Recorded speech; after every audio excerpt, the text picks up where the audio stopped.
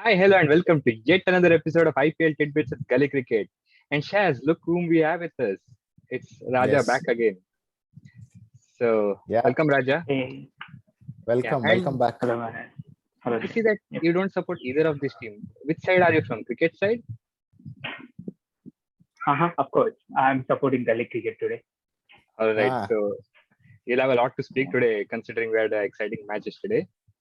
So, yeah. let's go to yesterday's match. And so, Raja, let's start with the positives first. Last season, Punjab have been batting at a slow run rate, but this season they have already got 460 plus scores in the power play, and rest of the teams collectively have just two.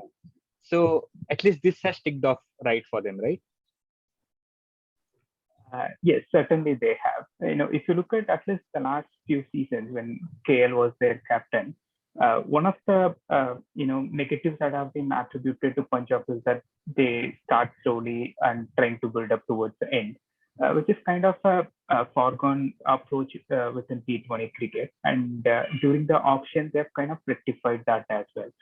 Because if you look at their team in the current year, they have a lot of power hitters who gets going from ball one itself. So yes, there is a definitely a change of approach when compared to last year's when you had the likes of KL and Mayank opening, wherein they try to preserve their wickets for the likes of Kale, Puran, and others to explore.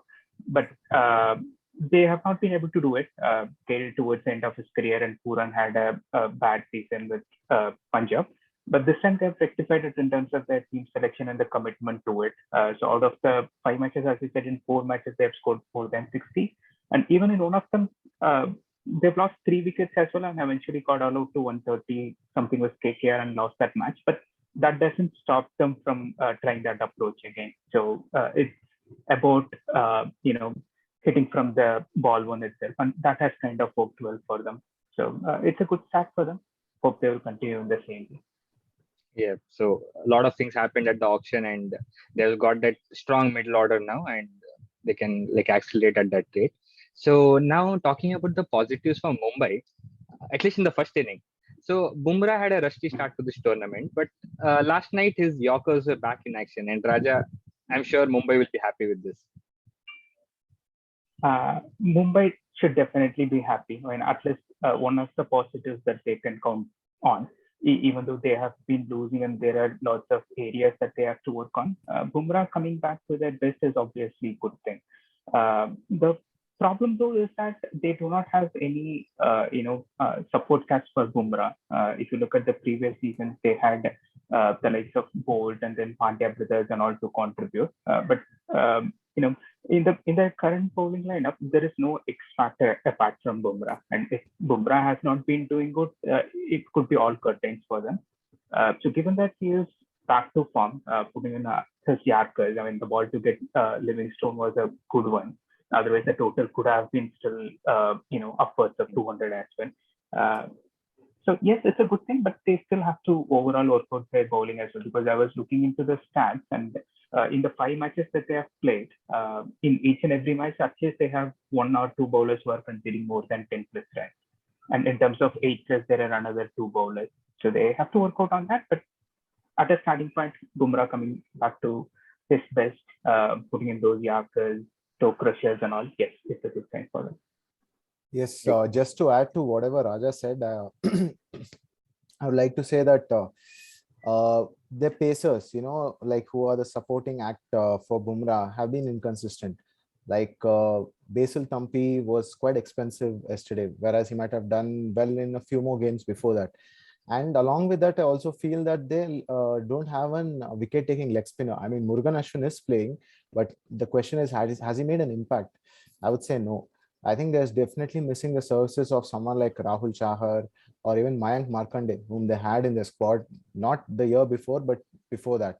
So I think Mumbai definitely have lots to think about, and I feel they've run out of options, especially regarding the bowling and the batting depth is also like not there. Unadkat coming in at number 7, so it shows that they've gone wrong with probably choosing their players or with options.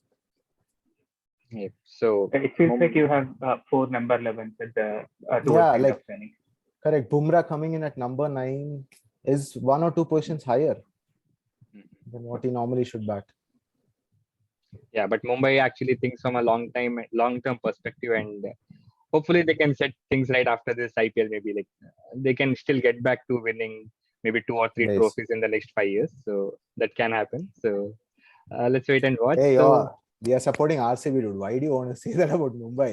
Yeah. let's just give the youngsters a chance, like the poor teams. No, they've What already won. No, they've already won so many IPLs. It's time for other teams also to win. Okay, we'll see about today's matches. We'll see there are 2 teams. One of them are not one. So now talking about Mumbai's batting, Shash. There's an 18-year-old kid smashing bowlers across the park, and he even hit 102 meters six. Does it remind you of ABD in any way? Well, I mean, it's too early to say that, he reminds me of ABD, but definitely he's someone who looks up to ABD a lot. In fact, when I was watching the Under-19 World Cup, which happened recently, which India have been actually phenomenal over the years, I think he was one player who actually impressed everyone, Dewal Brevis. And apparently they do call him Baby AB in the South African dressing room as well. Yeah, I mean, he does have certain mannerisms like the no-look shot, or I can say maybe because of AB's influence, he tries to, play like him. But considering the fact that he's still quite young, I think it was a brave knock by him yesterday, like taking someone like Rahul Chahar to the cleaners, like hitting 4 sixes on the row, shows that this guy has a lot of confidence and is someone to look for in the future. Yeah. So talking about sixes, back to Raja. Towards the end, Suryakumar was hitting it across the park, and there was a lot of dew also, but because of which, dropping catches is common. Now, Odian Smith took the catch of Suryakumar Yadav. Is it safe to say that that's what sealed the game for Punjab? It definitely is. I mean, we were discussing about the 11 that Mumbai is fielding for the match, right? After Sky, you kind of have your all 4 bowlers were more likely your number 11. They do not have any batting credentials as such. So that wicket is the kind of final nail in the coffin for Mumbai. Because before that, the cameo played by AB. So at the end of 11th over, they were 110. And you just have to score 90 odd runs in 9 overs. And that's a kind of a cakewalk with the likes of Sky, Tilak Verma, Pollard, and all of that team. And after that, they unfortunately had a couple of runouts. But even after that, Sky was going great. So probably I would still say the runouts and then just kind of put their hopes to the rest. From then they would never have a chance to win. So that is why Mumbai have to think about their balance. They started with 4 overseas and then they went back to 2, and now up to 3 again. So they have to have confidence on people like Tim David and all. You have spent close to 8-9 crores on that guy, but after 1 or 2 chances, you are asking to warm the bench. So that's where yes, Sky played really good, but he alone cannot do it. He needs support, just like how we were discussing about Bumrah. He does not have the support act. So you would definitely need the cushion from your lower order, expecting that they can contribute certain runs or a little cameo like 4 balls, 10 runs, 5 balls, kind of. So that kind of a support is not there. And the wicket of Sky right after that, it was like all done and dusted for Mumbai. So one thing I would like to say is like there's a lot of competition for people being called as Baby AB, because apparently Ayush Badoni is also being called Baby AB by KL Rahul as well. So someone needs to back the copyrights of that, because you just can't have too many people being called by the same name or nickname, whatever you can call it. So yeah, we should not put pressure on these correct. Let them be what they are. Yeah, they are their own players. They have their own identity. So let them create that. Okay, so like Raja told about the catch by Smith, Shaz. Now Odian Smith took 4 wickets plus that catch of Suryakumar Yadav, and Shikhar Dhawan scored 70 runs at a strike rate of 140. But it was Mayank in the end who won the Player of the Match award. Is it because of the strong foundation laid by him for rest of the batters, or do you think otherwise? Well, first of all, I would like to apologize the viewers who commented on Dhawan or any other player, because honestly, even I thought Dhawan might, get the man of the match or anyone else, because for me, Mayank as a man of the match was a bit surprising. I would say it would have been to quite a few people as well, because he was not the top scorer, though he was responsible for Punjab getting off to a flyer. But generally, what we have seen over the period is someone who scores the highest or who takes the most number of wickets is, given the man of the match. Because you have another award like maybe impact player. I think maybe that could have been given to Mayank, is what I feel. Because when now if you're considering catches and all those things for giving man of the match, I think it makes it complicated to adjudge. So I'm actually quite baffled by the choice. Maybe it's time to change the panel, is what I would like to say. Yeah, even I am, and I'm sure the 6 people who commented the one also are in our video. Yeah. So Yeah. so let's move on to the match of the day. It's yet again between two strong teams, the neighbours, the Rajasthan Royals taking on Gujarat Titans. So Shaz, lots to look forward, right? Yes, it definitely seems like a mouth-watering prospect. Two strong teams going head-to-head against each other. It is also billed as a battle between the two leg spinning magicians and Chahal and Rashid as well. So, how much of an impact will they have when they're playing for the respective teams is something to be seen, because both of them can control runs and also take wickets. So these two players are definitely someone to look out for. And I would say Rajasthan have also slight edge with the batting, I would say, with the batting might that they have. But in saying that, Gujarat also look like a settled team as well. So it's hard to predict who's going to come up trumps tonight. All right. So you spoke about the two magicians. Now, Raja, last time a match was played at Divay Patil, an off spinner, Tikshana, got 4 wickets. Now, with two quality leg spinners on either side, Chahal and Rashid, who do you think will spin the game in their favor? I'm thinking Chahal, because the case with Rashid has always been that knowing his importance and his wicket taking abilities, the opposition tends to play out as 4 overs, even if that means scoring less than at 5 an over or 6 an over without this free cricket. So they try to milk him out and then attack the other bowlers. Because if you look at the combination of Gujarat Titans, they have 4 bowlers, but then their 5th bowler is like depending upon Tevatia and others contributing 4 overs. So probably they can target that kind of players and play out the quality spinner in Rashid. But one aspect is that if Shami and Lockie Ferguson and all, if they take early wickets, definitely Rashid will come into frame. But I'm still thinking Chahal will tip over Rashid in this contest. Or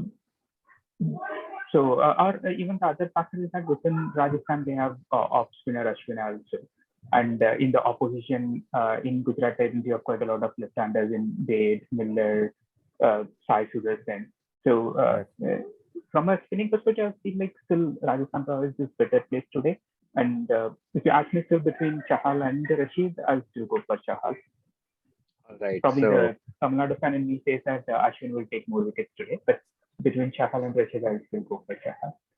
all right. I think I should have added Ashwin also in the question, but Ashwin also. Yeah, we'll do it next time, no problem. And just a fun fact that Rashid has 99 wickets in the IPL. So 1 wicket today will get into his 100. And also UZ has the purple cap. So it'll be an exciting contest between two. Now, Shaz, over to you for the final question of the day. You already told it. You cannot say who's the winner. So do you still think there's no definite answer, or is it the team that's chasing that's going to win tonight? Yeah, I mean, majority of the games, I guess, with the dew coming in has been won by the chasing team, except for a few exceptions, I would say, maybe yesterday's game or even the day before that as well, when pretty high scores have been made, in excess of 180. So it'll be interesting to see if the team that bats first gets a total of, in excess of 190. I would say they have a chance of defending it if they bowl well. Okay, so that's it from our side for today's match. And so our viewers, do not forget we have the man of the match contest. Yesterday, again, it was Mayank Agarwal and nobody predicted it. So Yeah. We do not have a winner for last year, but today you can win one. So Shaz, can you tell the rules for our viewers? Yes. Yeah, you need to predict the man of the match before the start of the first ball of the second innings, and make sure that if you get the prediction right, that you have a chance of winning an Amazon voucher worth 200 rupees. Yeah, thank you, Shash, and thank you, Raja, for being on the show. We look forward to coming more often on the show. More often. Yeah. Definitely. Yeah. So with that, we conclude today's video. Guys, keep commenting, keep sharing, and do subscribing. Yeah. Enjoy the game. Cheers.